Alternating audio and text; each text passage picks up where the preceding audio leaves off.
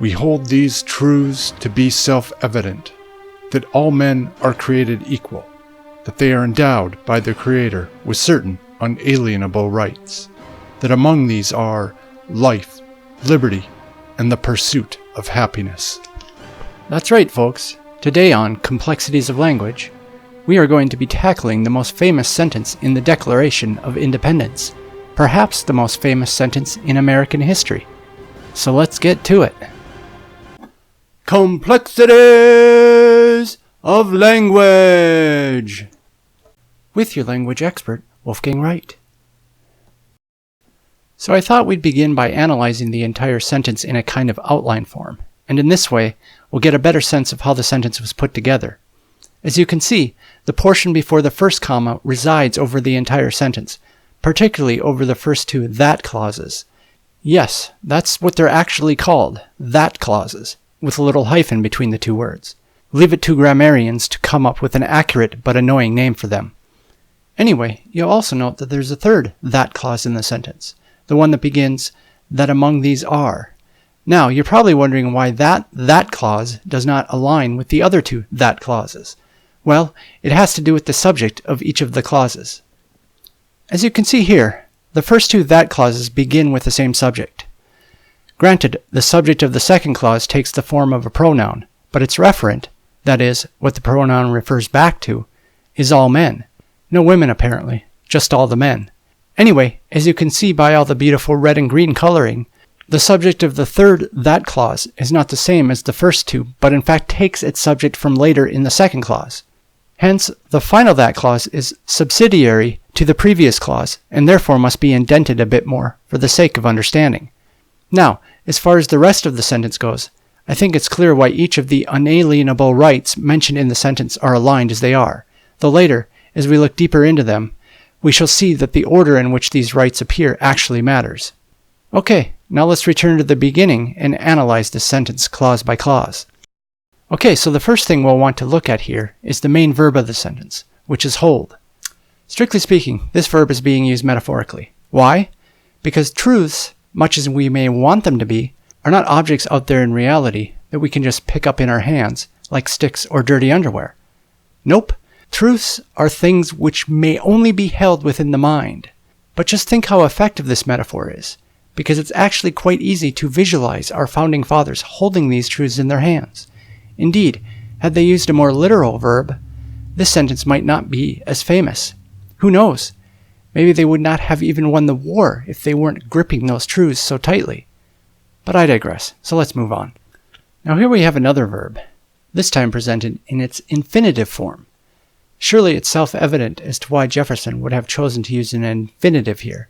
No, it's not? Well then, let's write this out the way it might have looked had he not used an infinitive. Yup, yet another that clause. Gross, right? And even more than just gross.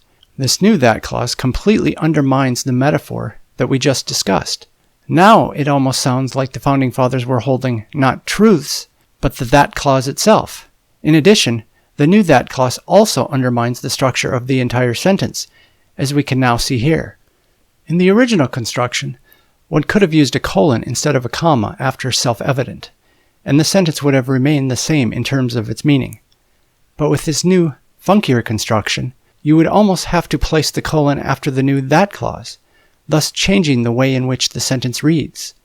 Thus, instead of saying, we hold these truths to be self-evident, that all men are created equal, in other words, pausing after the initial comma, in the new construction, you would have to almost say, we hold that these truths, pausing right after the hold, and, well, that would have been weird. Okay, now we come to the first two that clauses, the two that we have given equal balance to. As we have already mentioned, they have the same subject, all those men but no women, but we should also note that they also have the same verbal construction. What we have here is the passive voice. Now, you may have learned in school that the passive voice is just terrible and should only be used in a pinch, and that what you really should use as much as possible is the active voice. Well, thank goodness our founding fathers didn't have the same kind of teachers as we did, or if they did, that they had enough sense not to listen to them. Because if they had, these clauses would have had to read something like the following. Doesn't quite have the same ring to it, does it? Quickly, let's go back to the original. Phew, we're back. Now, as I was saying, we have here the passive voice. And the reason why the passive voice works so well here, are you listening, teachers? Is because it is simply not important who is performing the action, but it is important who is being acted on, and what action is being taken upon them. Now, I'm sure someone out there will bicker that if who did the endowing didn't matter at all, then Jefferson wouldn't have put by their creator in there. Yes, I suppose that is true, that rhetorical flourish does serve some kind of purpose. But I think we can see with a little adjustment that the rest of the clause is way more important. As you can see, it's really what's being endowed that matters in the long run. Not that I have anything against belly buttons. Alright, now we finally reach those much ballyhooed unalienable rights. Now, as you can see, these were not meant to be all of our rights, as is made clear with the word among. But these were the ones that they felt were worth enumerating from the get-go, in order to really stick it to the British. As you may recall, I mentioned earlier that the order in which these rights are laid out is important. They are laid out such that what right comes before must be the case before the next right can have existence. In other words, you must have life before you can have liberty, and you must have liberty before you can pursue happiness. This is what is known as a progression. One makes progress from one right to the next. If only our current politicians understood how this progression works, then they might better understand the importance of universal health care. But then again, the Founding Fathers didn't exactly live up to these rights either, thus making the entire sentence nothing but a bit of rhetoric, which is why we analyzed it rhetorically. Ta-da! Okay, so there you have it. The most famous sentence in American history has been analyzed. Now go out and impress your drunken friends with all of this new knowledge you've got. Bye! I hope you found this video illuminating. If there's some aspect of language that you'd like me to examine, please place it in the comments section below, and with any luck, I'll get to it before you become old and decrepit. Bye bye now.